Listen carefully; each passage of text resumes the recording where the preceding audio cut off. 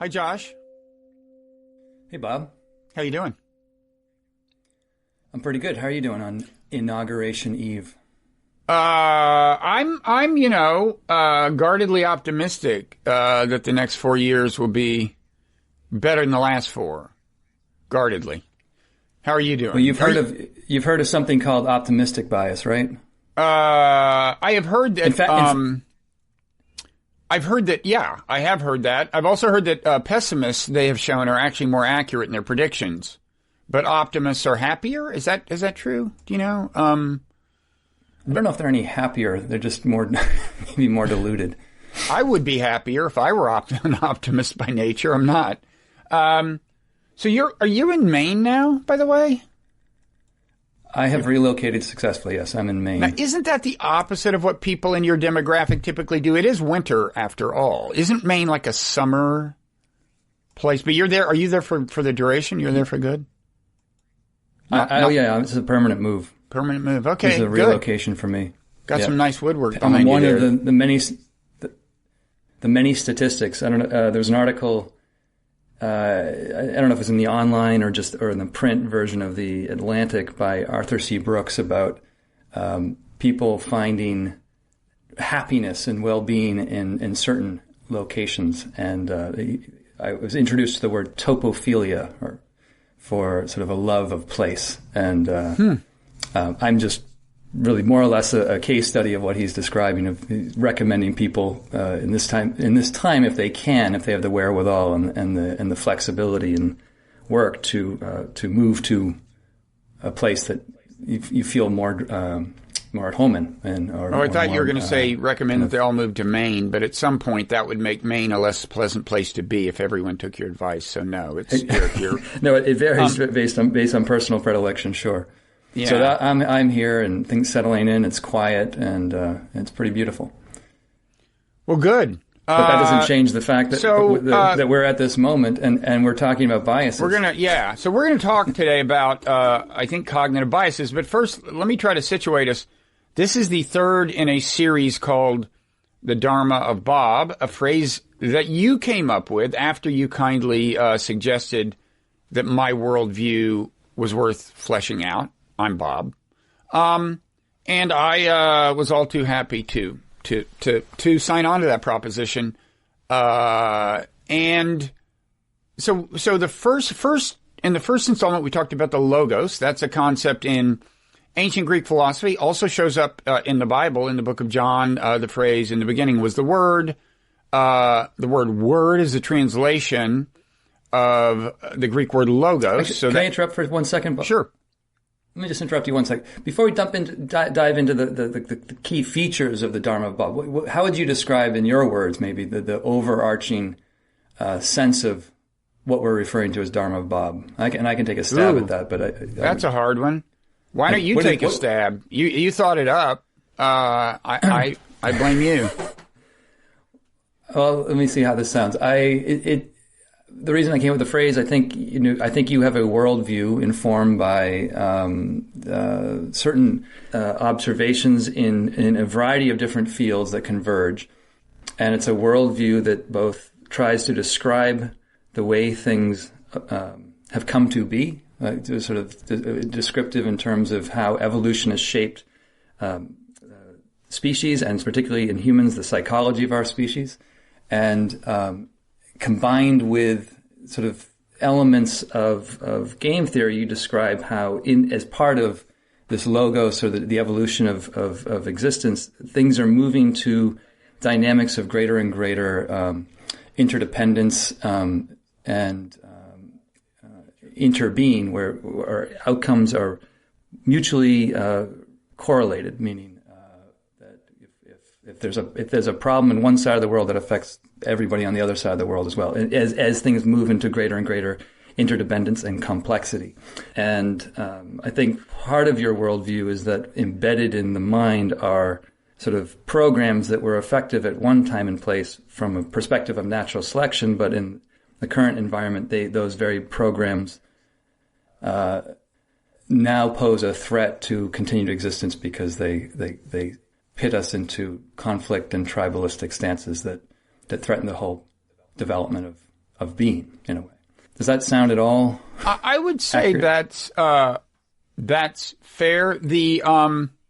One reason I was eager to do this series of conversations is that I do feel that there's a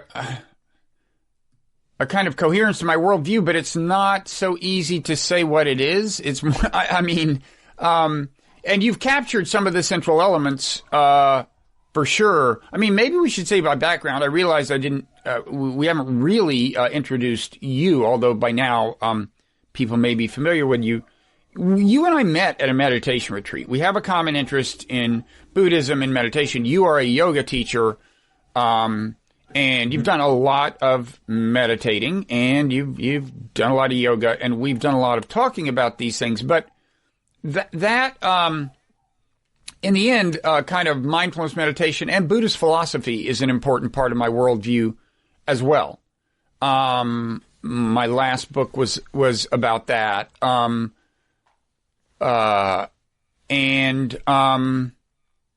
Yeah, and I think, So let me just say one more thing. I think in a way you could say that my view of I view history as kind of pushing us toward enlightenment.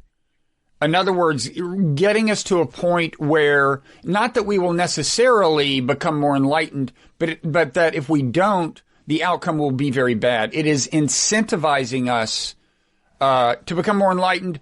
I think in various senses of that word, I think ultimately, kind of in the Buddhist sense. Not that I think that true enlightenment will ever be attained by, say, me or the average human being, strict enlightenment in the Buddhist sense.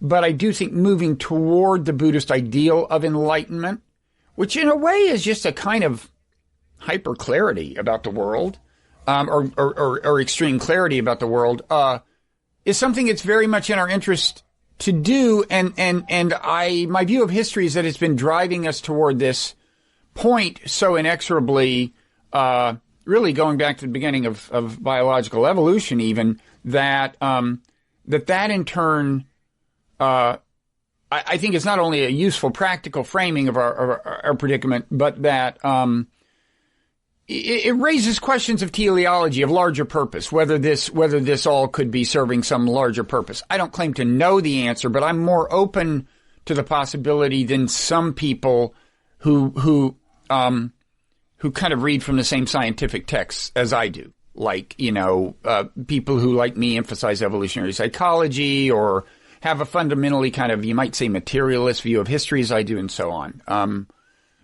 If that makes sense. Yep.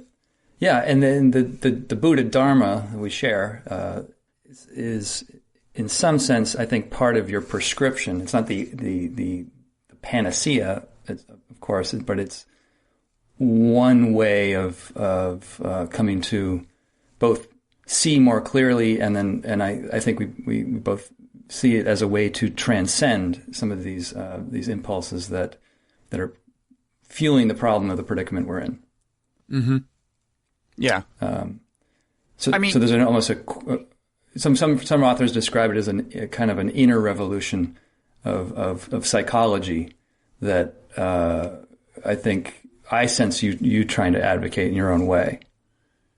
Yeah, my thumbnail summary of in a way the heart of the Buddhist idea is, or at least a part of the heart, or heart of the part of the Buddhist idea or something, is the reason we suffer and the reason we make other people suffer is that we don't see the world clearly.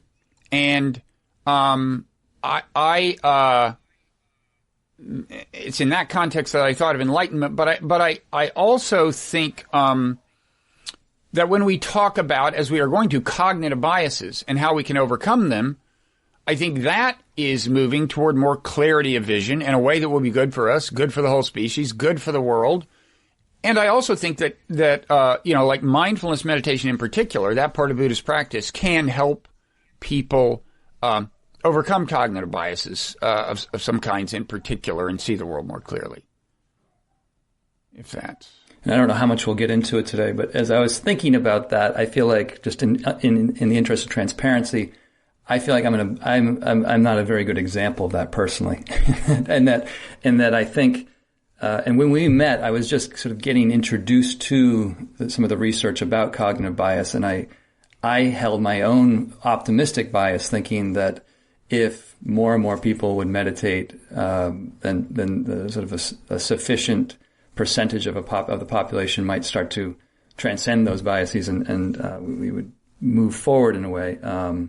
But in my own case, I feel like even though I've known about these biases, I still find myself very much under the sway of them. And in not to overpraise you, but I feel like a lot of times I read your writing, and particularly in your newsletter, I see how you sort of call out other people falling into these traps, and I realize. Well, that's easy to do. It's calling out yourself. It's calling out yourself that's hard. I don't get credit for calling out other people. Right, but what I find is I see how I fall into these biases, and I'm a quote unquote meditative enthusiast.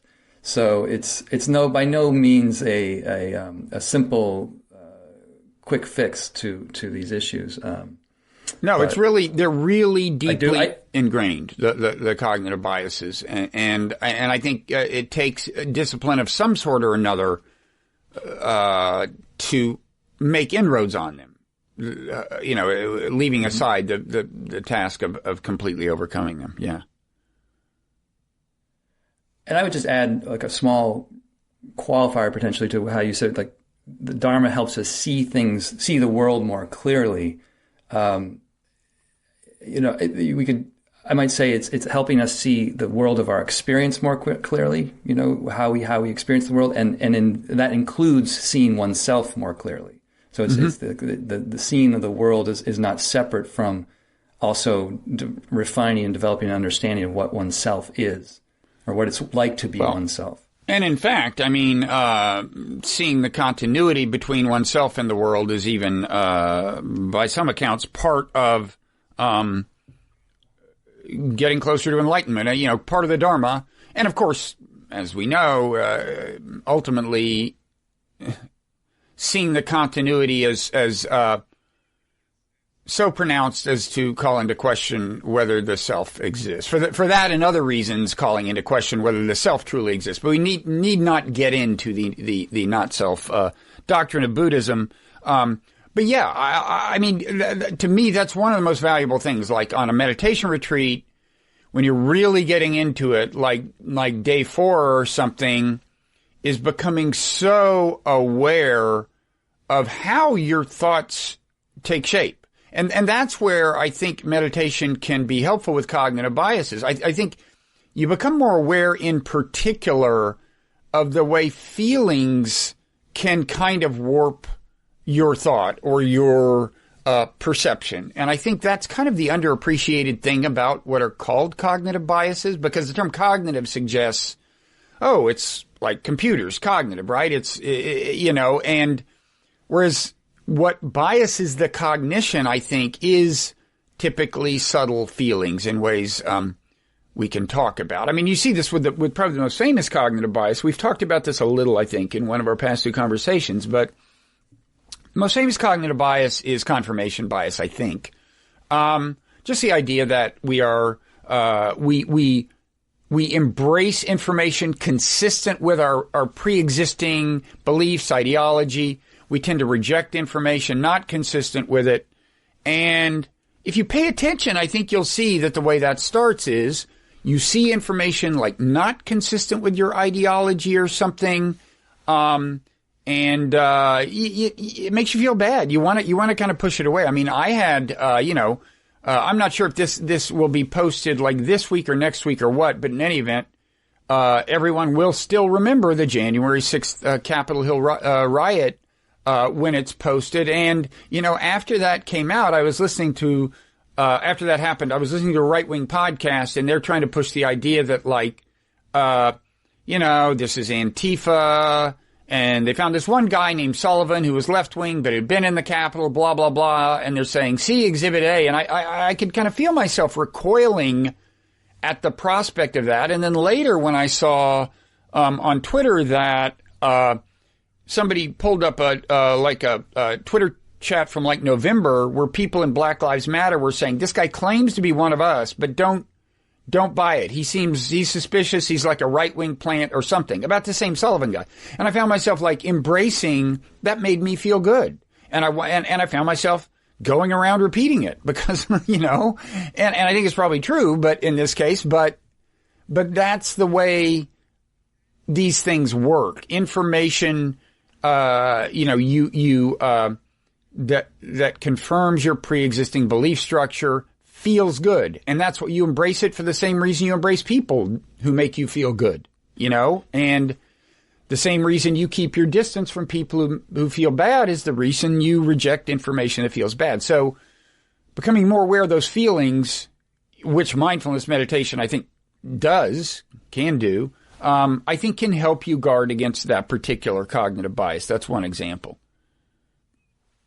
And in general, cognitive biases, as I was trying to think through this for the talk, they're more or less, I think the word heuristic keeps coming up. They're sort of information processing shortcuts in the face of say, overwhelming complexity of data to analyze and sift through to come to a clear perception of something. I mean, some are, but can I just say, I mean, I know you mentioned before we started taping an article I have to read, which is apparently by Dan Kahneman in, I guess, Foreign Policy, about how cognitive biases can make people on balance more hawkish. I think that's certainly true, and I'm eager to see which biases he emphasizes, because, his famous book, Thinking Fast and Slow, I think it's called, it does dwell on some of the cognitive biases that probably do exist by virtue of their value in just simplifying our processing of information.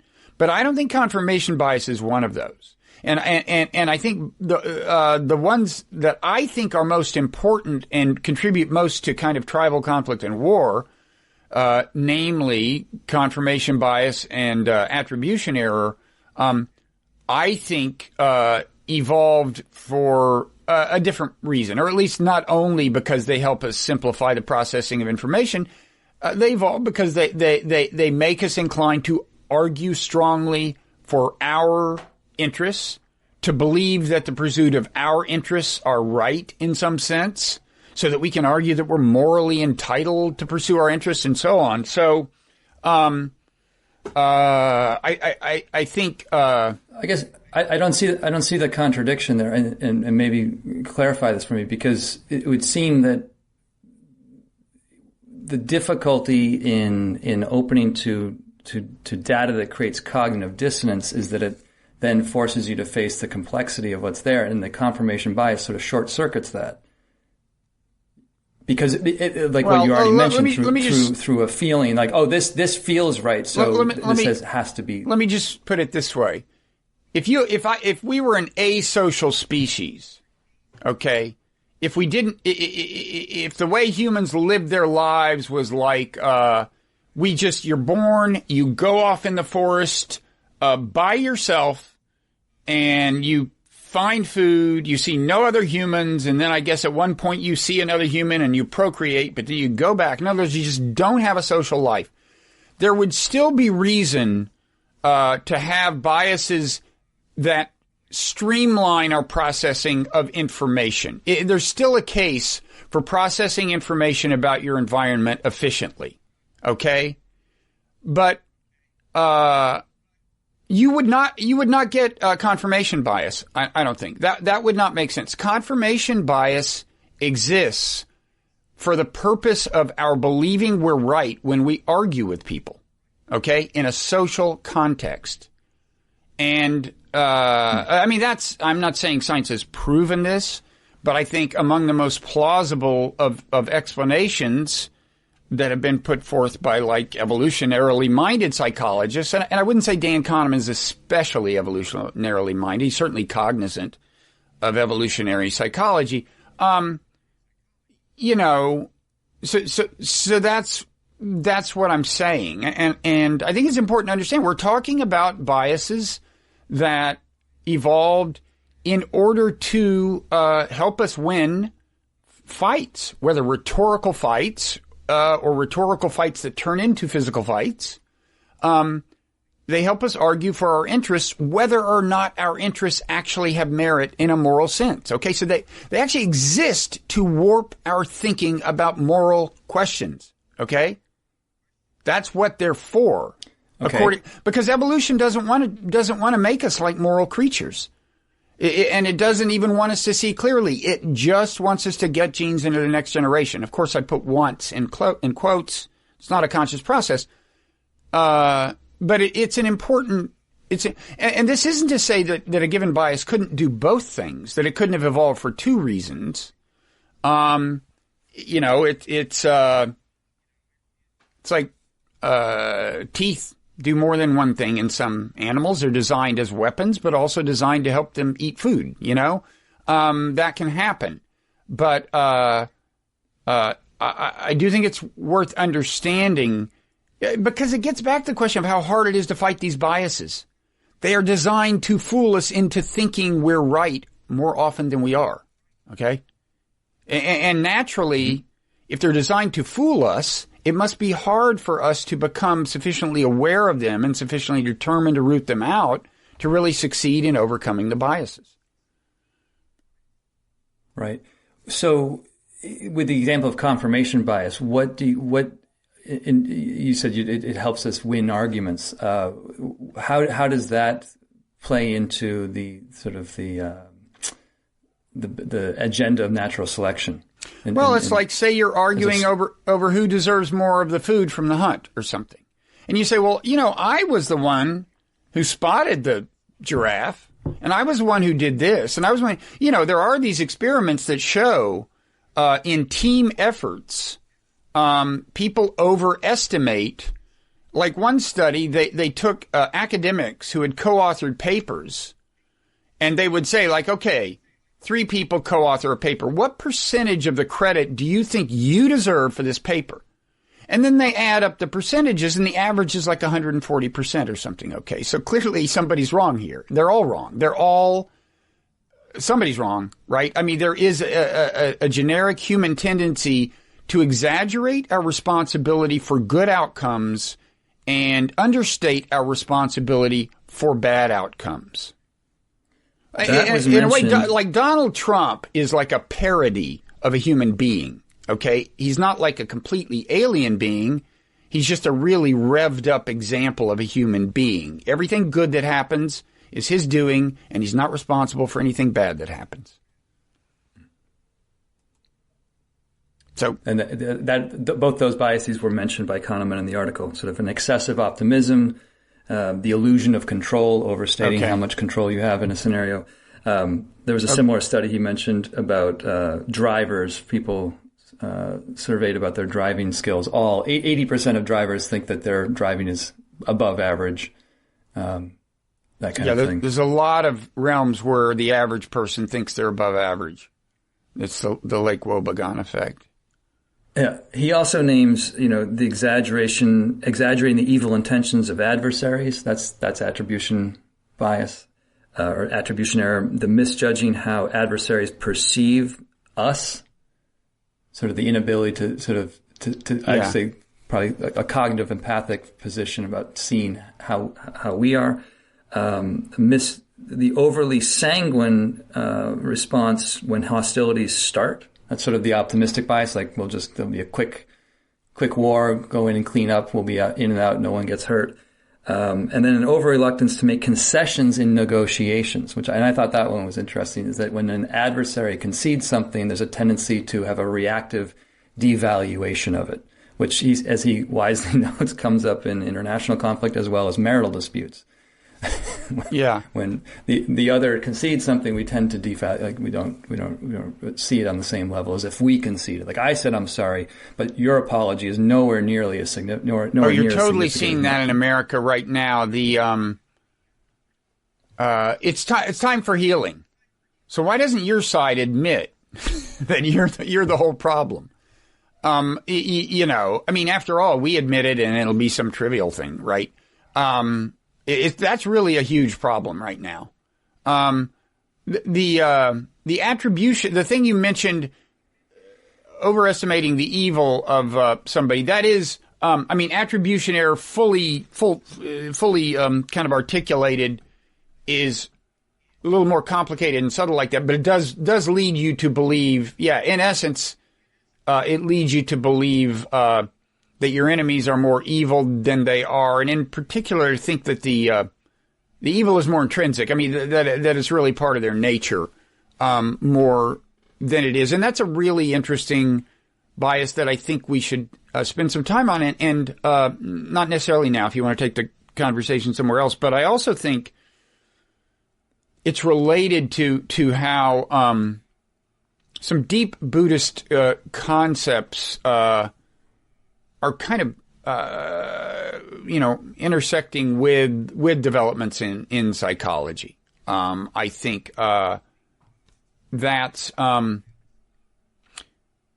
it's an example of the whole idea of thinking that your enemy is evil, like this sense that there's something like in them, that evil is, it's in them. It's this essence, is an example of not taking seriously the Buddhist idea of emptiness, which is the idea that nothing actually has essence. And this kind of sense we have of essences is mistaken. But we probably shouldn't get into that doctrine too much. But it's an example of where I see an important kind of merging of Buddhist thought with modern psychology. Right. And I think we had flagged moving in that direction, talking about that and maybe sort of conceptions of enlightenment beyond as we go forward in this conversation or in the next conversation. But the thing about attributing, say, evil or a fixed quality to an opponent or some other, what's really what I find kind of unsettling about it is that the people can be told even about the sort of the explanatory context that might make someone say something in a particular way and still disregard that sort of environmental explanatory variable. So there's an example that Kahneman gives where a bunch of students were asked to write about the political views of Hugo Chavez. And they were arbitrarily handed the positions that they were supposed to write about. So some were pro and some were against. And then afterwards, other participants in the study were asked to judge or evaluate the political inclinations of the authors, even though they knew they were randomly assigned to an arbitrary position. And those that were pro Chavez were, they attributed, progressive ideals, progressive ideals on those students, and the opposite for the other. So even though they knew the study was set up to have certain things coming out of these people's mouths, they then still imbued the other with those positions and inclinations. So it's a really pernicious thing. It's really automatic, maybe we should go ahead and flesh out attribution error a little. Now, I think we talked about this in one of, not one of these like Dharma of Bob conversations, but earlier, this series in a way dates back to when our mutual friend Michael Brooks died. You knew him much better than I did, but I had been scheduled to be on his show to talk about cognitive empathy, which is just kind of perspective taking, when he died. And so you and I got together and talked about that. We also had a great chat with his mother during the same conversation, and that's all on YouTube. But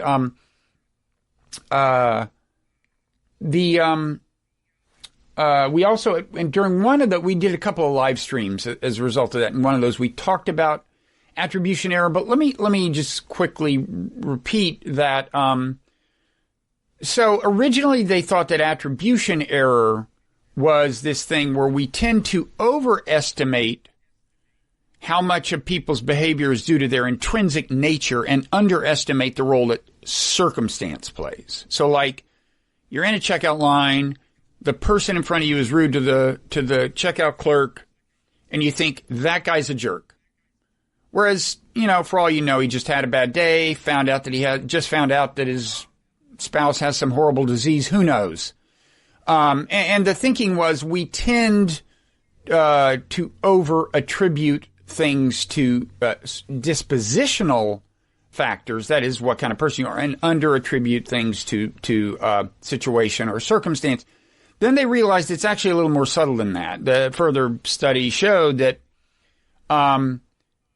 when it's an ally or friend of yours, okay, if they do something good, you're more inclined to attribute it to their nature, their disposition. If they do something bad, you're more inclined to attribute it to their circumstance. Like, oh, they were just under peer group pressure. They're not really bad. Whereas if it's an enemy and they do something bad, you attribute that to their nature. It's Saddam Hussein. Of course he won't, he's stalling on letting the weapons inspectors in. That's because he's a bad person, whatever. Actually, that's a slightly bad example, so never mind. But the pattern is, if your enemy does something good, then you say, well, he was just trying to impress these people who are, he's not really a good person. And one good way to see this is if you reflect on your view, like the last time you had a romantic rival, somebody who was vying for the affections of the same person you're vying for, that's a classic case where, like, you are committed to finding them to be bad people. And it's hard to get you to concede that some good thing they did wasn't just showing off or something like that. So that's attribution error. And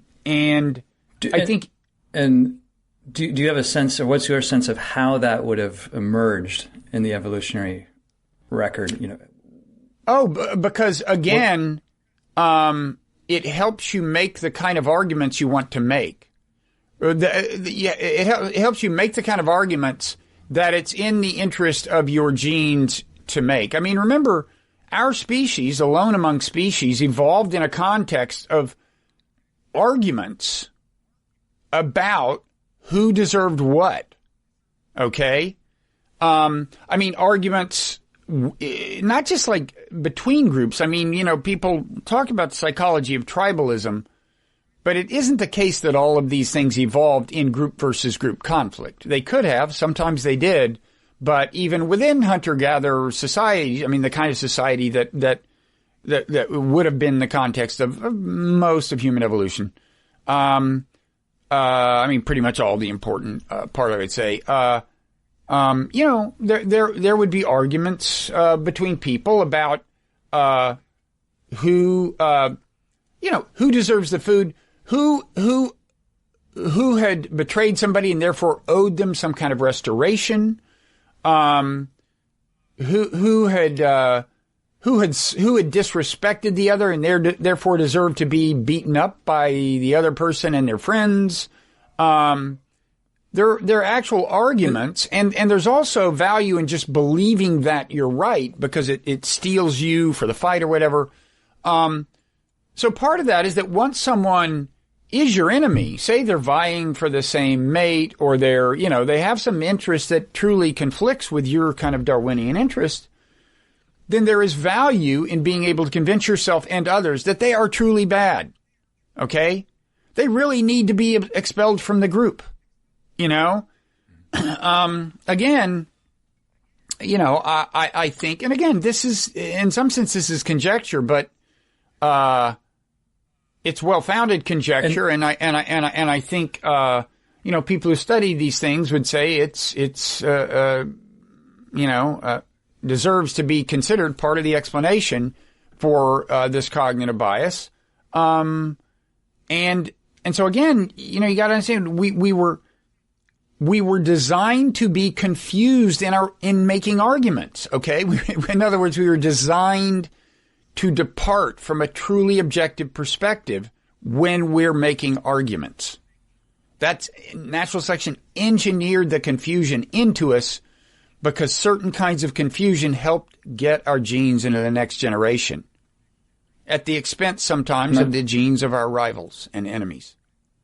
Let me see if I can get this question out. So as you're describing it, particularly when you use the phrase winning an argument, it really obviously speaks to literally the level of evolution where language is situated as a main feature of the dynamic.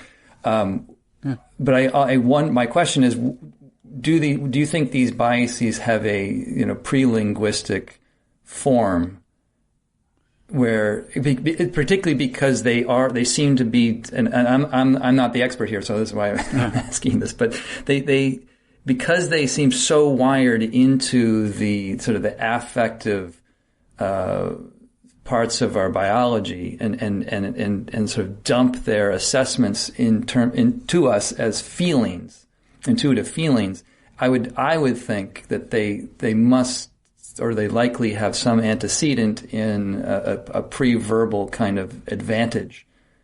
Do you know what I'm getting at? Yeah, and I think, if you look at chimpanzees, and again, chimpanzees are not our ancestors.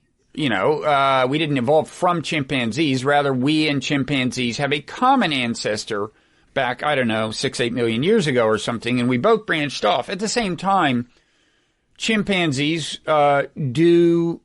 they're our closest relatives, chimpanzees and bonobos, or so-called pygmy chimps. Those two are equally closely related to us. And, in chimpanzees, it has been reported, at least by people who study them for a living, like Franz de Waal. Well, let me just say that even though they're not our ancestors, they are examples of the kind of behavior that could evolve in a pre-linguistic species. So our ancestors could well have been in some respects like chimpanzees. And Franz has reported, and I think others probably, that you see, for example, a kind of moralistic outrage. They have reciprocal relationships, okay, where they have alliances. This chimp is an ally of that chimp. They exchange favors. They exchange social support. And he has seen cases where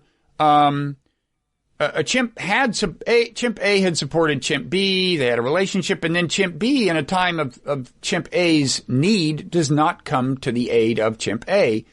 And he has reported seeing what looks like kind of moral outrage. Like, just if you look at the gestures and the behavior, it's like, wait a second. I thought, I deserved this. I thought we were friends. I thought, so it certainly, that would be an example where, of course, we articulate the thought, right? I thought we were friends. I did this thing for you. But you can well imagine that the reaction, as governed by feeling, preceded in evolutionary time our ability to articulate it, and presumably was driven by a feeling. And so I think, on the one hand, I think that is an reasonable speculation about why feelings govern these things, is that some of these the rudiments of some of these reactions go back to a time before our species was very smart. At the same time, you can see how it also makes sense for feelings to continue to be kind of fundamental in the shaping of the thoughts, because I don't know how to put it. It helps the bias to escape our detection. In other words, you want. That's what I was just thinking. That we're not conscious of these things, right? You want the person to have the illusion of clear thought. Natural selection wants us to have the illusion of clear thought, and so it makes sense that feelings, it would continue to work well, from natural selection's point of view, so to speak, even though natural selection's not conscious. For our thoughts to be subtly governed by these feelings, and again, this is like.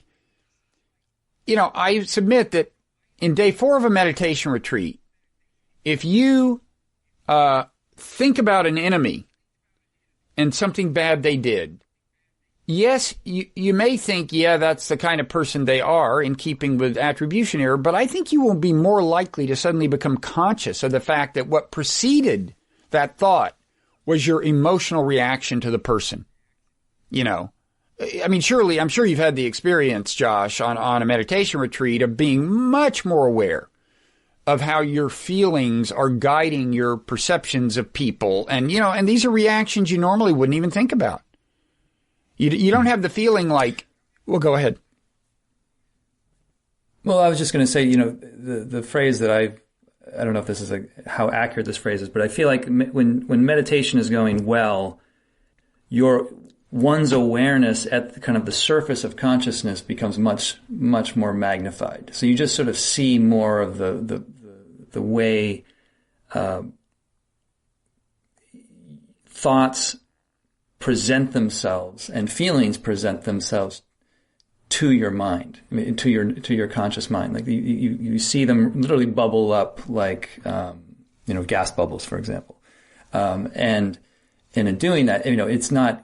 Last time we had this conversation, you said that meditation was hard, and I think one of the things you were getting at was that sitting within and feeling those difficult sensations that correspond to the feelings and thoughts is not easy, because it's something we're normally just unconsciously reacting against and moving away from to avoid. But when one sits still and the exits of distraction are more or less closed, the laboratory of your looking suddenly is impinged in a much more vivid, sometimes excruciating way to the extent that these feelings manifest. Yeah, I once sat, I guess a 2-week, I think this may be my longest retreat, with a teacher named Akinshino. Do you know him? It's I think his name is Mark Weber, but he's kind of a German guy. Yes, and he's he's part of the secular Buddhist crowd, I think. Very much. Stephen Batchelor. In fact, he and Stephen Batchelor have founded some kind of institution in England where they teach, I think. He and some other people. But he said in the course of this retreat, during one of his Dharma talks, something like, I quote this in my my Why Buddhism is True book, something like, every thought has an emotional propellant. And that's the kind of perception you're more like. I think he's right. I think, again, feelings shape our thoughts. And so it makes sense that he's right. At the same time, it takes a very acute level of mindfulness to always be aware of that. I mean, you talked about getting to the point you can kind of see your thoughts bubble up. I mean, for me, that is I rarely get close to that level where I feel I can kind of see the thoughts floating in, as opposed to, our common assumption is that, well, okay, there is this CEO self and it's me and it creates the thoughts. I'm projecting the thoughts, whereas, kind of in keeping with the Buddhist idea of not self, you can sometimes on a retreat, as you suggested, it just kind of stand back, and it's like, no, the thoughts just kind of drift in from places, like, they show up, and then I embrace them as my own. And his idea, which I think is right, is that you can think of feelings as kind of being the things that help give shape to certain thoughts and push them into your consciousness.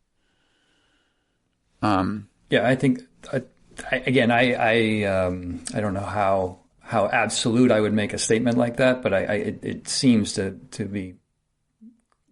I may have overstated his absoluteness. The quote is in my book, but it was something like that. Mm-hmm. So, but sort of getting back to the evolutionary antecedents to these biases, presumably, if they evolve to, maybe simplify it, but if they evolve to win arguments, then that would mean they have they're advantageous in an environment where zero-sum outcomes play into the sort of the development or the evolution of natural selection. Is that right? Fundamentally, yes. I mean, conflicts often in the largest sense are non-zero sum, because you can do so much damage to each other in a fight, for example, that you both lose, in some sense. You both regret the fight. Mm-hmm. But by and large, you're right. It is the zero sum dimension of the interaction or component of the interactive dynamic that you can say is most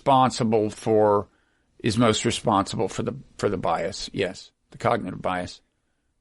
And then if we fast forward to now, the environment would you agree with that? One characterization of the change in the environment is that the games the current environment is playing are much more non-zero, and that they're more interdependent, more complex. Yeah. Etc. No, yeah, this was, the point, part of the point in my book, Nonzero, was that, two things. You can, again, view even biological evolution, but certainly human history broadly speaking, which is to say the trajectory that got us from hunter-gatherer society to the brink of globalization, as an unfolding of a kind of a logic driven by an interplay of zero-sum and non-zero-sum dynamics. And one thing that has tended to happen in the course of human history, as part of this trajectory, is that more and more people are involved in non-zero-sum relationships with more and more other people at greater and greater distance. So pandemic's a good example. Turns out that bad news for China is bad news for us, right? They bad news for England. They have this new variant of the virus. Bad news for us. We are, and good news, vaccine can be good news for people at great distances. So our fortunes are more and more correlated. There are more and more cases where an outcome can be win-win or lose-lose, even among people at great distances.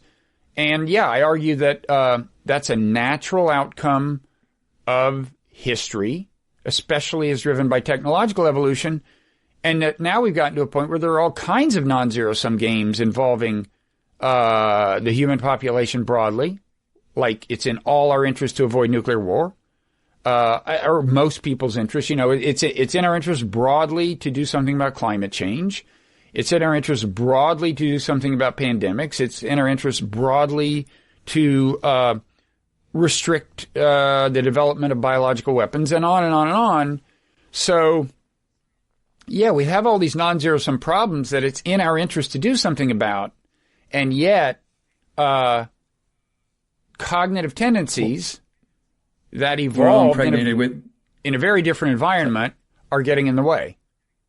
Right. Yeah, we're all impregnated with these biases that are getting in the way. So that's sort of in the discussion or the layout of Dharma of Bob. That's where, as I said before the call, it seems like this is the pivot from just having a descriptive worldview to injecting some prescription. Mm-hmm. Correct. So, what's your prescription? Sign up for a meditation retreat. Yeah. There are lots of prescriptions. There are prescriptions at the policy level, right? Like arms control agreements and things. Restore funding for the World Health Organization. But actually, there was that book that Michael Brooks actually turned me on to back, in 2008, Nudge by Richard Thaler and Cass Sunstein. How to influence people, kind of, right? Yeah, but their point was that a lot of, kind of getting back to this issue of attribution error, which puts blame on the person as possessing a particular intrinsic position or view or possessing a particular attribute, and negates the effect that the environment plays on their decision process. I think their book was looking at how to design environments that kind of minimize or mitigate the tendency for these biases to sway people in ways that get people to act against their own self-interest. Huh. Like sort of just like they use the phrase choice architecture to get at that idea of environmental design guiding choices. So if you go to the supermarket and a lot of snacks and junk food are laid out at eye level, and the healthier and more nutritious food is at either low or sort of difficult to see, lo and behold, more Okay. people tend to buy the junk. And so it's not that they would do that normally. It's just that it's part of the environmental nudge. And it does seem like there are things that could be done to shape how, like, the choice architecture that people are engaged with to minimize kind of some of these more pernicious biases. Yeah.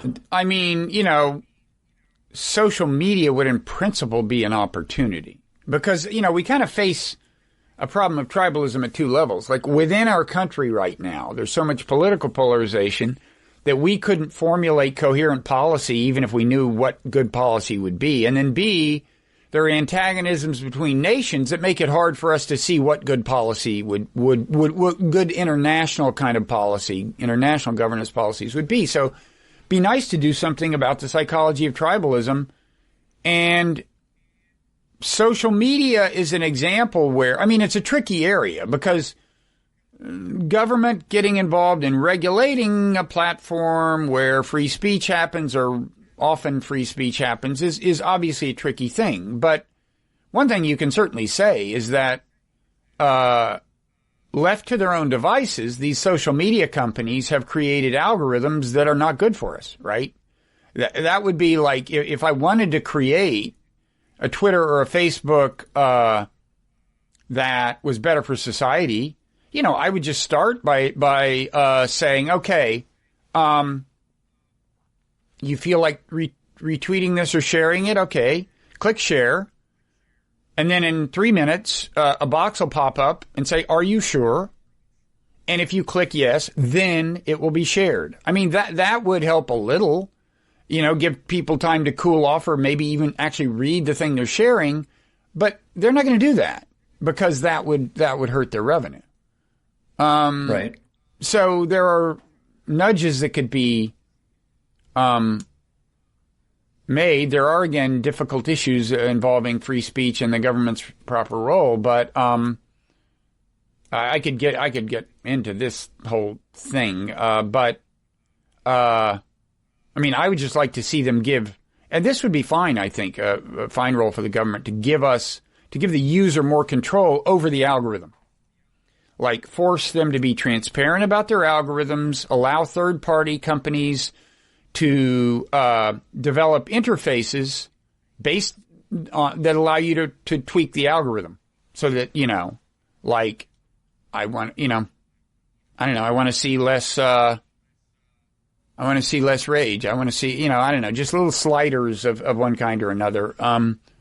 But that's getting maybe off topic, but something I would like to see. Well, I mention it only because I feel like, particularly with the book, your book, Why Buddhism is True, the emphasis there is on the individual, sort of learning how to confront the feeling of that sways or drives these biases, and as a way to kind of remedy their effect. But it's not just only at the level of the individual that we could look to shape a different future, in a sense. No, absolutely. There are policy level things, there are individual level things. I think the good news is that often the changes you would make in your own handling of your own psychology that would be for the good of society are also conducive to mental health. It's like, when you see Twitter at its worst, how many people are really doing themselves a favor by participating in that? They may be doing themselves a favor in terms of building up more Twitter followers, and that's a problem. But is it good for their mental health? Are they happy? Are they increasing their life expectancy? That's another question. Well, then and then connected to that is the resistance to change, period, which I think is addressed or kind of explained a bit by the bias of loss aversion, or aversion to losing anything that you take to be normal or identify with or deem that you possess. That losses weigh much more heavily on the mind than comparable gains. So one example is like, if I have some mug I bought at Target for $5 and somebody says, I'll give you $10 for that mug, you tend to say no, even though you go back and replace it for $5. I mean, this is, and they've done the experiments that neutralize the effect of how much trouble it would take you to get the mug and so on. But now, does Kahneman mention loss aversion as one of the contributors to war? Yeah, I think there's a variant of loss aversion, which is sort of the sunk cost fallacy. That once you've sunk some energy, effort, money, resources into something, even though it looks like it's going pear-shaped or going into the ditch, because of that fallacy, you're not likely to let go in a sort of abort mission. Right. It's psychologically more comfortable just to stay the course in a way. This is, use this example to explain how wars, in spite of a lot of bad outcomes accruing, they just can trail on for a while. Right. We've invested this much in the Vietnam War. Yeah, it happens all the time. And it is a classic, just in strictly economic terms, demonstrably fallacious thinking. I mean, but I think about it in terms of even what happened on the 6th of January, with that storming of the Capitol. I do wonder whether that was a moment when a certain number of Trump's voters realized that they could cut bait because whatever they were seeing was so far beyond the pale of what they would stand for. And I know there's a lot of speculation out there. How big is his base at this point, given that event? All I can report from Maine, from the backwoods of Maine, is that that I have seen some Trump signs come down in my neighborhood post just after the 6th. Yeah. Of course, that may also be because on January 6th, they did ratify the election results, and so it was no longer an election. You had to kind of but it's interesting. I mean, I wish the polls showed more in the way of shifting opinion, but you got to remember, there has been some. This is another just feature of the technological media landscape. People are getting entirely different pictures of the world.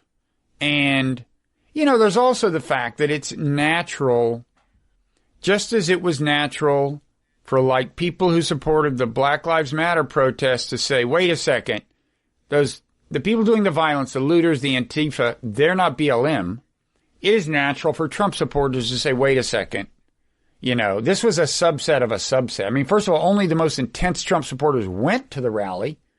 Only a subset of them breached the Capitol barrier. Only a subset of them went into the Capitol. So that's their narrative, and it's a natural one. So you can kind of see why maybe they would manage not to fundamentally revisit their feelings about Trump himself. That's the way we tend to, group allegiances tend to work. You kind of resist, in a way it's confirmation bias. I mean, we Trump supporters saw in those riots confirmation of bad things they had thought about Trump himself. A lot of Trump supporters managed to not do that for dynamics that have affected for reasons of because of cognitive dynamics that we've all been in this way of at one time or another. This is life. This is life. Just aware of the time too. This is an hour too, isn't it? Which is roughly our where we're the hard stop on that. So I think to make some notes for a future conversation. Do you want to try to look at more closely. I mean, I would like to talk to you about the mindfulness piece and look more closely at how you see mindfulness helping to both make clear the dynamics of these biases, but also offer some sort of an antidote to them. And I think you and I have slightly divergent, but not mutually exclusive, sort of a sense of how that happens or how that might happen, and that could be related to the question of enlightenment that we were getting at earlier. I think we should. Both of those are natural things to talk about in the future. I mean, I do think history has been pushing us to a point where we, in various senses, need to become either become more enlightened in various senses or pay a steep price, possibly including apocalypse, roughly speaking. Yeah. I don't know how the subscriptions to your Nonzero newsletter is, but I remember before you named it that, there was the two competing titles, right? There was the Nonzero newsletter and then the Apocalypse Avoidance newsletter. Aversion. So this is very funny you should say that. This actually is a coincidence. I didn't put you up to this, but so newsletter, which you can subscribe to either at nonzero.org or Google Nonzero and Substack. It's about to develop a paid edition of it that's going to come out a lot more often. And I've just, over the last day or two, been writing the explanation for this. It's going to go out in the newsletter this week, and using the term Apocalypse Aversion Project to describe what the mission is going to more self-consciously be going forward of the newsletter. So yes, I'm glad to hear that, because that was my vote last time I was asked. Did you vote for Apocalypse Aversion Project? That's good. Yeah. And do you know why though? Because of the double entendre of aversion, or what? No. I think it mobilizes loss aversion. Well, yeah. I mean, this is the balance, though. You know, between fear and hope as motivators, or between. I mean, geez, I've been listening. I try to stay in touch with the right wing ecosystem, or the pro-Trump ecosystem. And I listen to these Steve Bannon podcasts, and it's so much about fear and hate, like, you know, depicting us as holding them in contempt and wanting only the worst for them, and so on. And it's an interesting, and yet he's a master demagogue. You know, he's a real kind of master rhetorician, and he does have these inspirational, they're very kind of nationalistic, inspirational, kind of like, this is, 1776, this is, but it's a tough balance. My own actual belief is that apocalypse may be something of an overstatement, but I think things could get really super bad if we don't wise up. And wising up is really hard. I'm not claiming I'm that great at it, but in my calmer moments, it seems to me clear what it would be, I could even argue that claiming not to be so wise is actually an articulation of a kind of wisdom. It's a humility that's important. Or an act, yes. Or a, but well, are you? No, I just part of being cynical about human nature is assuming that much humility is false humility. This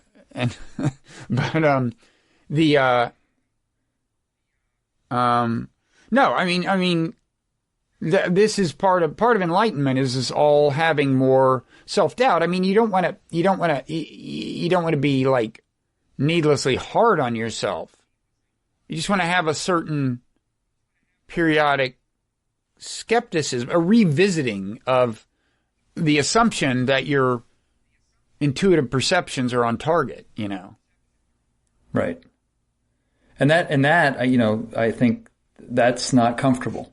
That's that whole project of questioning one's assumptions is just not comfortable. Well, plus you don't get social reinforcement for it. I mean, if you go on Twitter and say things that your tribe, like you say, hey folks, why don't we look at this from the point of view of Donald Trump supporters? You're going to get some negative reinforcement, even though what you're trying to say is like, maybe our perspective is a little warped and theirs is a little warped.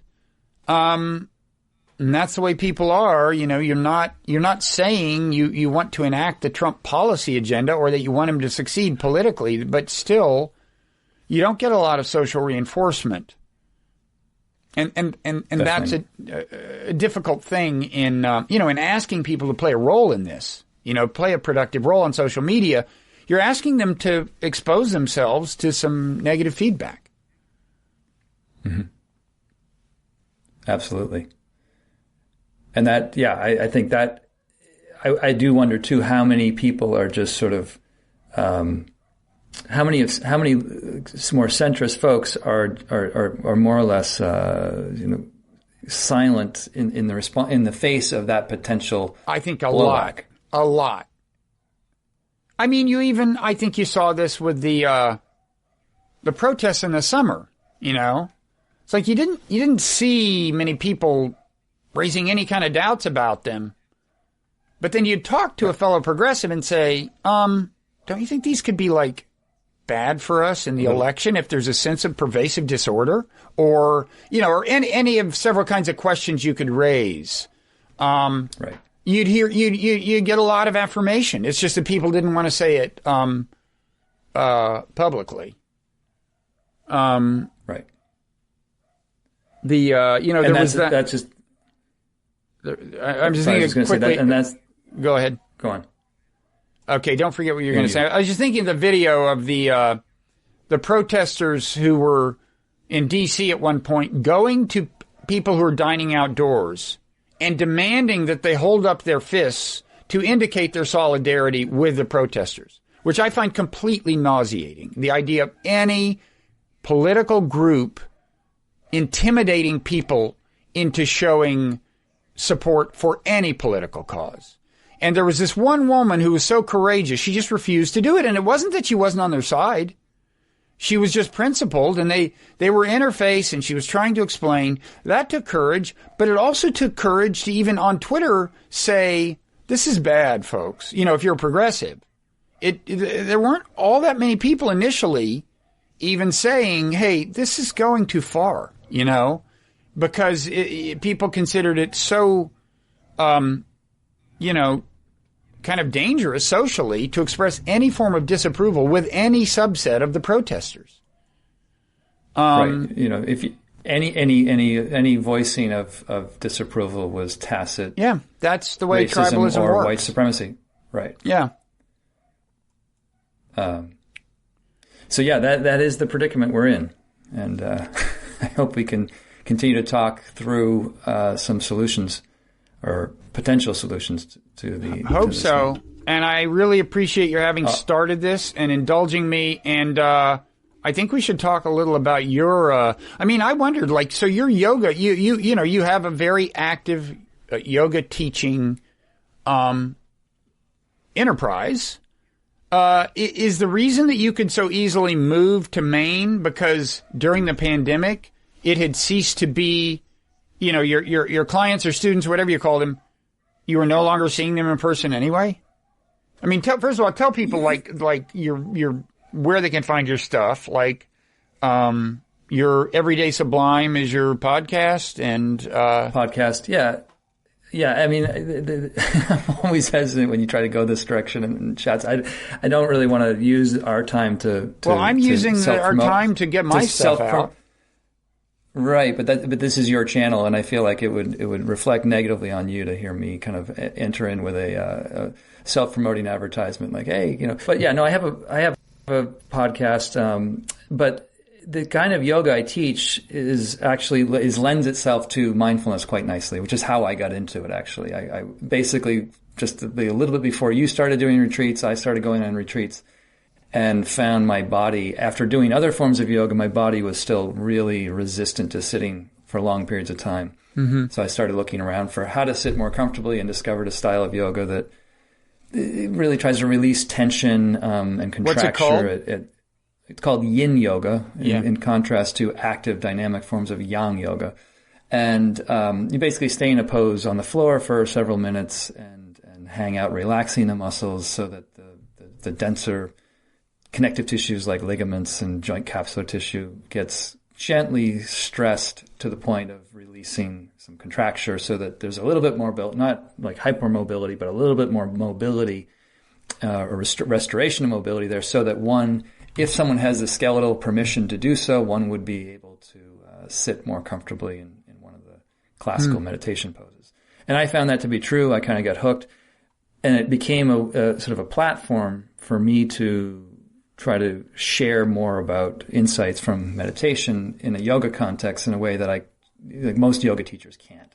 Because quite frankly, a lot of contemporary yoga is just part of like the fitness movement.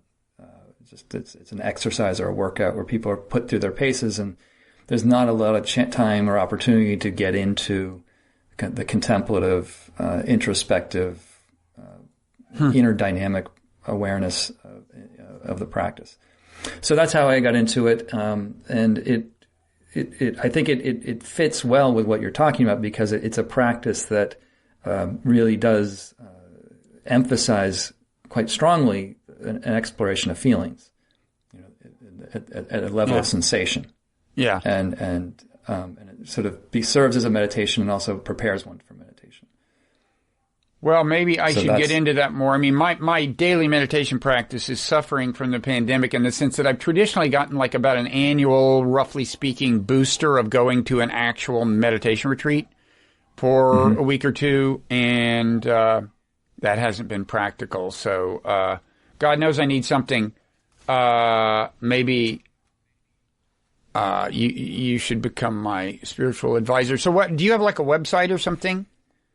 It's my name, joshsummers.net, but there you go. I will decline the opportunity to be your spiritual advisor. A spiritual advisor? How about life coach? No? Okay. So that's why I'm here talking to you, Bob. You're my advisor. That's right. I forgot. I'm the guru. Whoops. Got us mixed up. Yep.